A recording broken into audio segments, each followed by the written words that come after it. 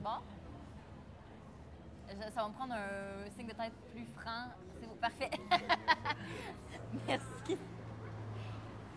Je suis aujourd'hui avec Madame Henkel, que vous et moi avons pu découvrir le printemps passé à l'émission Dans l'œil du dragon. Donc là, je fais face à une femme d'affaires redoutable, mais avant tout à une dame extraordinaire. Madame Henkel, bonjour. Bonjour. C'est un honneur pour nous de vous recevoir aujourd'hui à l'émission. Vous avez vécu 15 ans en Algérie.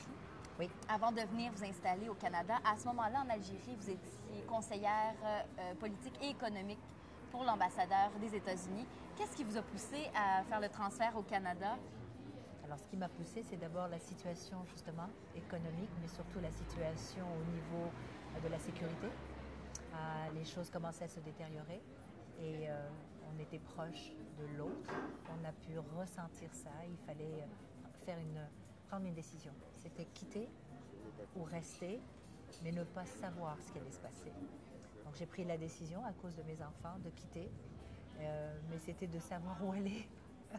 C'était plus difficile. Et pourquoi le Canada? Alors, pourquoi le Canada? C'est aussi simple que ça. C'est que j'étais déjà venue, pas tout à fait une année avant, à Montréal. Et il faisait froid. Il neigeait aussi, mais pas beaucoup. Et j'étais venue pour 3 jours, pour une conférence. Et j'avais vraiment aimé les gens. Parce qu'en hiver, on ne voit pas grand monde dans les rues. Hein. C'était vraiment le contact, et puis à l'hôtel, et puis dans les restaurants, puis comment ils parlaient. Puis il y a des choses que je comprenais, d'autres que je comprenais moins. Mais c'était la simplicité, la gentillesse. Et je trouvais Montréal très belle. Vraiment une belle ville. Ouais. Et je me suis dit, en retournant, j'aimerais ça y retourner, juste pour voir. Puis quand j'ai eu à prendre la décision, j'ai décidé d'y retourner pour vivre. L'essayer, c'est l'adopter. Tout à fait. Tout à fait. Et quand vous êtes arrivé ici au Canada, vous avez poursuivi dans votre carrière au début en politique? Pas vraiment. J'ai été voir. J'ai Ok. été voir si j'allais aimer travailler pour le consulat américain ici. Pour la J'ai eu même une chose. rencontre pour la même chose, mais ce n'était pas le même rôle que j'aurais eu à jouer. Parce qu'on est quand même dans un pays démocratique où les choses sont claires. Si tu es là pour donner des visas, tu es là pour donner des visas. C'est plate. Si tu es là pour avoir des contacts avec, je ne sais pas, des étudiants qui veulent aller ailleurs ou vivre aux États-Unis, c'est plate. Mais c'est pas ce les mêmes, n'était pas du tout le même rôle que j'aurais eu à jouer. Mais comment est-ce qu'on prend la décision de passer à exactement un emploi où on sait que ce qu'on ferait, puis un emploi stable pour aller dans le domaine de la santé, de la beauté, dans lequel vous n'aviez pas touché vraiment? Du tout. Du tout. Je pense que je n'y ai pas vraiment pensé. Je n'ai pas réfléchi. Vous êtes lancée. Oui, j'ai dit non au poste, au consulat à Montréal. Et là, je me suis dit, Daniel, tout ce qui te reste à faire, c'est à trouver un emploi parce qu'il fallait mettre quelque chose sur la table. Oui. Donc, il y avait le besoin primaire déjà. Et puis, je ne me suis pas vraiment posé de questions. J'ai fait ce qu'il y avait à faire. Alors, ça a été un emploi et quelquefois 2 en même temps et quelquefois 3 en même temps. Mais sans jamais me dire, là, c'est difficile. Ou non, c'était à faire. Et je l'ai fait. Et pour les gens qui ne le savent pas, Madame Danielle Henkel, vous avez l'entreprise, les entreprises Danielle Henkel, qui sont des entreprises beauté, soins, etc. Et quand vous vous lancez là-dedans, ça a été quoi, dès le départ, votre premier défi? Mon premier défi, c'était d'abord de trouver le moyen de partir en affaires. C'était de se lancer le défi, c'est ça? C'était de comprendre qu'il y avait beaucoup d'étapes et qu'en bout de ligne, il n'y avait pas grand-chose pour aider un entrepreneur qui voulait partir ou tout simplement une idée, avoir une idée puis vouloir la lancer. Mon Dieu, que c'était compliqué. Très compliqué. Puis comment vous avez passé outre ça? Même affaire. Je voulais tellement, j'y croyais tellement. Je me suis dit, la première barrière, ça a été d'avoir les moyens financiers. Donc, je suis allée voir des banques avec un plan d'affaires et on m'a retourné de bord plus d'une fois. Donc, j'ai fait quasiment toutes les banques de Montréal et il n'y en a pas une qui m'a dit oui. Et là, je me suis dit, oui, pas une. Et à chaque fois, je retournais dans ma voiture et je pleurais. Bien, certainement. Et je rentrais chez moi, puis mon conjoint et ma petite famille à ce moment-là me disaient, mais Daniel, tu peux trouver un emploi, tu peux faire mieux que ça. On n'y arrivera pas. Et je leur disais, non, c'est ça que je veux, je vais aller jusqu'au bout. Et là, je me mettais au lit, je cogitais, puis je me disais, tu sais quoi, je vais prendre ma petite valise, je vais mettre mes produits dedans, puis je vais aller taper aux portes. Et je me suis mise à taper aux portes longtemps. J'ai tapé aux portes pendant plus de 2 ans. Vous avez fait du porte-à-porte. J'ai fait du porte-à-porte. Danielle Henkel a fait du Oui, porte-à-porte. absolument. Oui, Mais ça donne espoir aux scouts. absolument. Tout à fait, et c'est faisable. Et est-ce que vous considérez que c'est ça carrément votre plus belle réalisation, d'avoir lancé l'entreprise, ou vous avez d'autres réalisations que vous trouvez plus importantes qui sont venues par la suite? Une de mes plus belles réalisations, bien sûr, c'est ma famille. Évidemment. Vraiment, vraiment, parce que la preuve, c'est qu'aujourd'hui, ils sont encore à mes côtés. Donc, Et c'est une entreprise aussi familiale. Tout à fait. Donc Tous vous avez mes pu enfants sont là. jumeler tout Oui, ça. mes enfants sont là, mon conjoint est là, et je vais vous dire, mon neveu est là, mon demi-frère est là, et c'est comme ça qu'on a essayé de s'entraider. Puis ensuite, bien entendu, j'ai eu des partenaires, j'ai eu des employés, mais ma plus belle réalisation, oui, ça a été de maintenir le cap pour pouvoir passer à chaque fois l'étape suivante. Et ça a bien fonctionné parce que vous avez gagné un prix aussi pour ça. Félicitations Oui, merci. pour Merci. l'entreprise familiale. Merci. Vraiment, ça, c'est génial. Et on parlait justement, vous disiez, le monde des affaires, fallait comprendre. En tant que femme dans le monde des affaires, on le sait, on part déjà avec une coche en moins. Là. Oui. Ça a été quoi la plus grande difficulté en tant que femme dans le monde des affaires? La plus grande difficulté, souvent, je crois, c'est de nous prendre au sérieux. La crédibilité. La crédibilité, c'est de dire, ben, exemple, s'asseoir devant un banquier et lui parler d'un gant d'exfoliation, je ne pouvais pas le blâmer de me rire à la face. C'est parce que pour lui, Déjà, c'est pas nécessairement quelque chose qui vient les chercher. Non. D'abord, un gant d'exfoliation, c'est quoi? Ils appellent les crèmes à non-gants. Et parce qu'il n'y avait pas ça ici non plus, des gants d'exfoliation. Non, il n'y avait ça, pas. Il y avait des nouveau. mitaines. Il y avait même pas les mitaines, gant de crin. le gant de crin, il y avait la débarbouillette, mais il n'y avait pas de gants d'exfoliation. Alors ça, déjà, c'était une première. Mais aussi de me regarder, de dire, mais elle est folle. Parce que ça va lui en prendre beaucoup de gants à vendre pour faire un chiffre d'affaires décent. C'était une belle folie, finalement. Oui, c'était une vraie belle folie.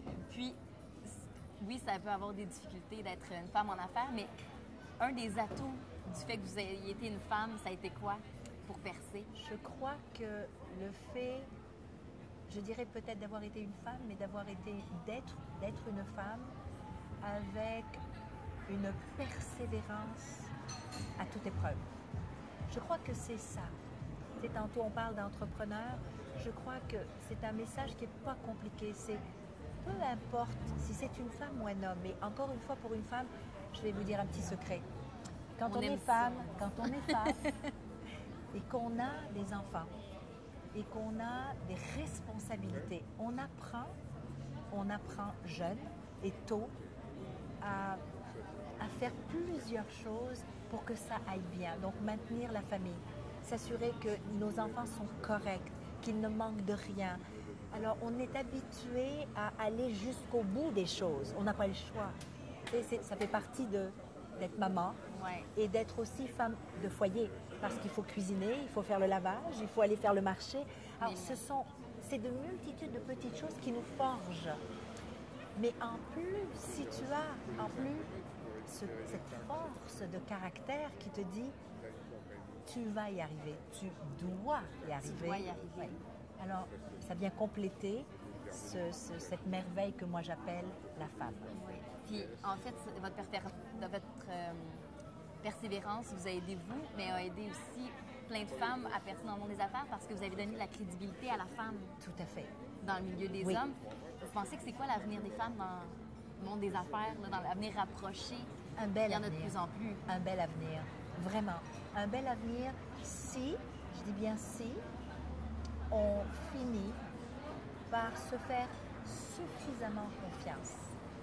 OK? Vous pensez que c'est ça qui manque? Absolument. Ce qui manque, je crois, c'est d'être encore bloqué par des stéréotypes, par des croyances, par des c'est parce que je suis une femme que, c'est parce Même que en lui, 2012. mais absolument, parce que lui, c'est sûr, c'est un homme, alors il la facile. Non, c'est pas vrai. C'est pas parce qu'il est un homme qu'il la facile, c'est simplement parce que si tu es une femme et que tu crois en toi et que tu es inébranlable et que tu aimes ton projet, eh bien, tu vas réussir. Et vous avez fait de la politique, vous avez été dans le monde des affaires. Lequel joue plus du coude?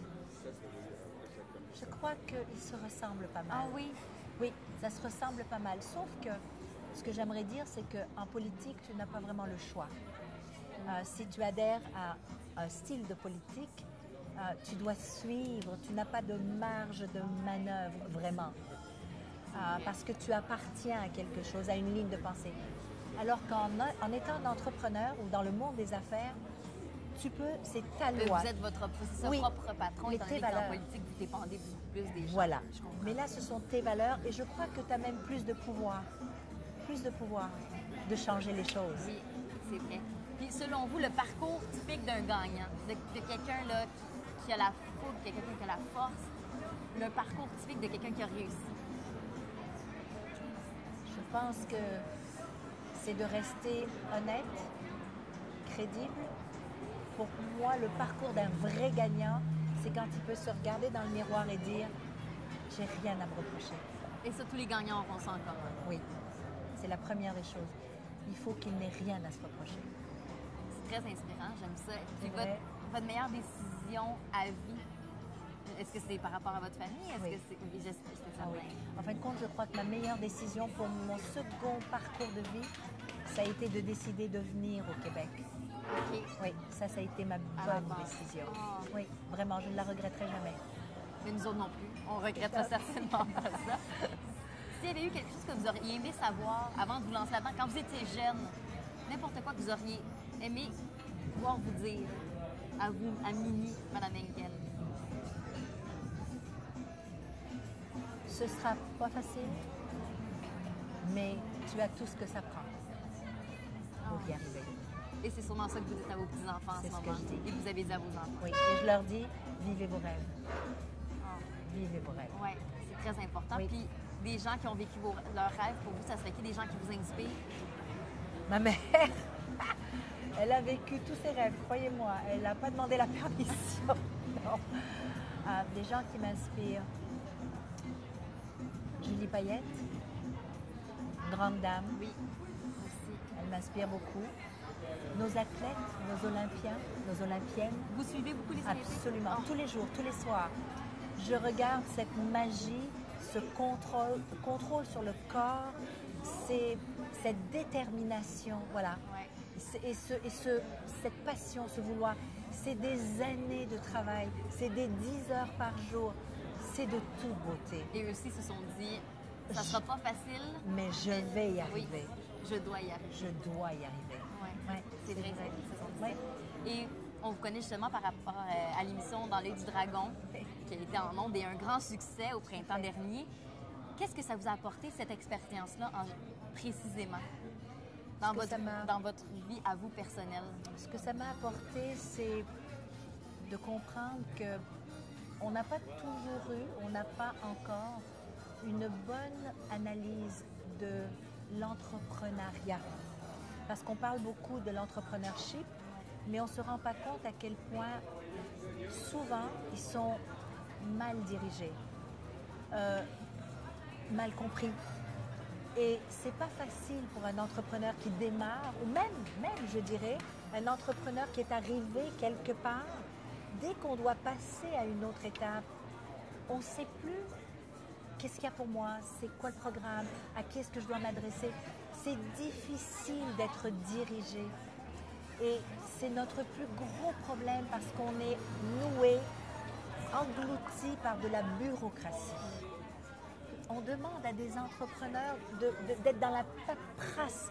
Un entrepreneur, c'est créatif. Il ne peut pas être dans la paperasse. Et c'est ce qui les noie. C'est ce qui nous ralentit.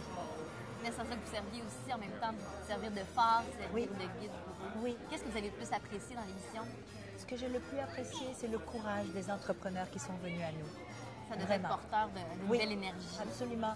Mais je me suis posé souvent la question, est-ce que j'aurais eu ce courage-là, il y a 15 ans, de venir comme ça en avant devant des caméras? Si vous avez fait du porte-à-porte, j'ai pas de doute pour vous. Peut-être, mais c'était vraiment difficile. Oui. Et le moins apprécié? Le moins apprécié, c'est quand il y a eu quelquefois des gens qui sont venus avec des projets qui n'étaient pas des projets pour des entrepreneurs. Et pour moi, c'était quasiment une insulte à l'entrepreneur. C'est un manque de respect parce que c'est pas un jeu d'être entrepreneur. Ça a des valeurs. Oui, ça a des valeurs, ça a des défis et on doit les aimer justement pour ça, mais en même temps être capable de leur dire ça peut avoir du sens, mais il y a peut-être encore un petit bout de travail à faire. Donc c'est sérieux. Les gens ont oublié cette notion de sérieux. En même temps, c'était la première saison. Là, fait. les gens savent de quel bois Je vous pense chauffez que s'il y aura une deuxième saison. Merci beaucoup. Qu'est-ce qu'on peut vous souhaiter là? Ce qu'on peut Comme me votre souhaiter, prochain défi, votre prochaine réalisation. ma ça serait prochaine quoi? réalisation, puis mon prochain défi, c'est d'être capable de dire à ceux qui travaillent avec moi, donc dans mon industrie, qui est l'industrie de la prévention sur la beauté, de leur dire, venez voir ce que je fais, essayez d'apprendre encore plus, levez la tête et soyez fiers de ce que vous faites. Vous n'êtes pas juste des petites esthéticiennes ou juste des petits centres. Vous avez quelque chose de beau à faire. Et ça donne de très bons résultats. Tout à fait. Regardez mon Dieu, vraiment là. Merci beaucoup, Danielle Merci à Lenquel. vous. Ça fait un plaisir C'est un encore plaisir. une fois de vous voir. Et on va peut-être vous voir dans une prochaine édition des Dragons. Peut-être. Merci. Merci beaucoup. La deuxième partie, oui. Non, ben moi, c'est ça. C'est des petites questions. J'avais une question. Est-ce que vous avez toujours, parce que là, je sais que vous êtes mariés, si vous avez toujours cru dans l'amour, si vous êtes une fan de romantisme, si oui, c'est quoi le comble du romantisme pour vous? Ce qui vous charme? Puis j'avais deux autres questions, c'est, vous êtes de plusieurs origines, évidemment aussi, vous êtes un melting pot de plein de choses. Est-ce que selon vous, on vit l'amour pareil partout à travers le monde? Puis terminer avec, sans compléter la phrase, sans trois petits points, il n'y a pas d'amour. Est-ce que ça vous convient? Mais vous pouvez penser. Sans amour, il n'y a pas d'amour. Non, mais D'accord, parce que Je peux vous les je suis laisser, restée avec si celle-là. vous Non, c'est parfait. C'est bon, c'est Ouais. très simple, Ouais. vous pouvez répondre Ouais. très courtement. C'est Ouais. pour notre spécial Saint-Valentin. Oui. Je fais-tu une intro pour la Saint-Valentin ou non? Non, parfait. Merci beaucoup. Voulez-vous prendre le temps? Moi, je vais prendre le temps. On y va? Ça va avec la musique et tout ça? Ouais. Ouais. Un charme. Je regarde juste les boulettes, je me dis le pot. Ils ont l'air bonnes, par exemple. Ouais, ils sont belles. Madame Lenquel, je vois que vous êtes mariée, vous portez Oui. le magnifique bijou que toute femme espère. Est-ce que vous avez toujours cru en l'amour? Oui, Même avant de rencontrer Oui. l'homme? oui, Oui. oui. Oui, parce que je suis une éternelle amoureuse. J'aime la vie, j'aime les gens. J'ai aimé ce que j'ai fait, j'ai aimé les endroits dans lesquels j'ai été. Donc, je crois que je suis une éternelle amoureuse, vraiment. Et pour moi, je n'avais pas de doute que j'allais rencontrer la personne qui allait, d'abord, m'accepter telle que je suis, puis me respecter pour qui je suis. Parce que quelquefois, je peux être petite fille, la fofolle, Ouais, et ça quelquefois très sérieuse, et même, je dirais pas angoissée, mais les doutes. Et donc, on doit aimer toutes ces étapes-là. Voilà. La Mais- femme en général, je pense oui, qu'on est un petit oui, peu comme tout ça. à fait. On a Les plusieurs émotions. facettes. Les Sachez-le, émotions. chers garçons qui nous écoutez. Êtes-vous une éternelle romantique? Oh oui. Qu'est-ce- Ah oui. Pour vous, c'est quoi le comble du romantisme? Le comble du romantisme. Un regard, des fleurs. Ah oui. J'adore les fleurs. Lesquels? Ben moi, j'aime les tulipes. Ah, J'aime- mais je suis tellement contente de savoir ça. J'adore les tulipes. C'est vrai? aussi. C'est la première fois que je Je rencontre trouve quelqu'un qu'elles qui est sont comme « Ah oui, moi aussi! magnifiques. Non, mais elles sont magnifiques. Vertes au Les printemps. couleurs, les Ah. couleurs. J'aime les lys pour leurs odeurs, puis comment elles s'ouvrent. Alors, pour moi, c'est les fleurs. Tu sais, un homme qui arrive avec un petit bouquet de fleurs sans te prévenir, pas pour une occasion en particulier, juste pour te faire plaisir. Ça, pour moi, c'est simple, mais c'est tellement romantique. Et qu'est-ce qui vous charme? Ça va être le romantisme aussi? Ce qui me charme, c'est... Tu viens, chérie? Je t'emmène voir quelque chose. C'est quoi? Ah, surprise. Les surprises. Des surprises. J'adore les surprises. Faire sortir du quotidien un petit Complètement. Parce que c'est vrai que le quotidien est quelquefois lourd. Et je dis souvent à mon conjoint, surprends-moi, charme-moi. Mais je pense que c'est ce que tout être humain cherche, Oui. quelque part. Absolument. De se faire surprendre, de Oui, se faire... oui, et de ne pas avoir à demander. C'est que des fois, pour un homme qui est cartésien, c'est pas méchant. Des fois, ils comprennent pas trop. Oui, c'est Et ils se disent, difficile. oui, mais dis-moi ce que tu veux. Et justement, nous, les femmes, on veut pas dire ce qu'on veut. C'est évident, il me semble. Oui, c'est ça, comprends-moi. Lis en moi. Oui, le non-verbal, les états d'esprit, ça Tout devrait à être fait. simple. Ouh, t'as pas compris. Et vous avez plusieurs origines, plusieurs, que ce soit Maroc, que ce soit L'Algérie, l'italien, la juive, enfin, l'allemande, c'est tout un mélange. Est-ce que selon vous, partout à travers le monde, les gens ont la même façon de s'aimer? Non, je crois pas. Non? Je crois que oui, ils ont toujours la même façon de s'aimer. Pour certains, ouvert, pour d'autres, caché. Parce que pour certains, la société le permet, pour d'autres, la société ne le permet pas. Mais la même façon de s'aimer, oui, probablement dans leur quotidien, mais dans leur espace caché. C'est le même sentiment pour tout Oui, le monde, mais c'est pas la même absolument, façon. mais pas la même façon. Ça doit être difficile souvent pour Oui. Les gens qui justement ne peuvent pas le vivre, ne peuvent pas Tout à fait. clamer ou effort comme Non, vous le faites. Non, c'est des fois, même un tenir la main, c'est pas évident. Et finalement, vous complétez la phrase, sans 3 petits points, il n'y a pas d'amour. Sans respect, il n'y a pas d'amour. Très bonne réponse. Sans respect, il n'y a pas d'amour. Sans respect, il n'y a pas d'amour. Non, On va prendre ça en note. Sans respect, il n'y a pas d'amour. Merci beaucoup tout le monde. merci. C'est tout? Oh, vous Mais avez bonne. des bonnes réponses. Mais J'aime vous êtes assez ça. bonne. Moi, je veux juste une Harriman comme le respect. You go, girl! Exactement. Mais c'est vrai. Mais oui, c'est vrai. Mais c'est vrai. C'est comme T'as une beau très bonne aimer, mais réponse. si tu ne Sans respectes respect. Je vais juste reprendre mon micro, Pierre. pas... Non. Ah, ben génial, vous avez été super généreuse dans vos réponses encore une fois. juste- Merci. Restez donc assis, mais approchez-vous de votre officiel. Merci. Là, vos dos, Mathieu. Mathieu, c'est Martin. Mathieu et Maxime. Maxime. Mais c'était un M. C'est ça, c'est Vous des avez deux retenu les M. Alors, 1, 2, 3, on sourit.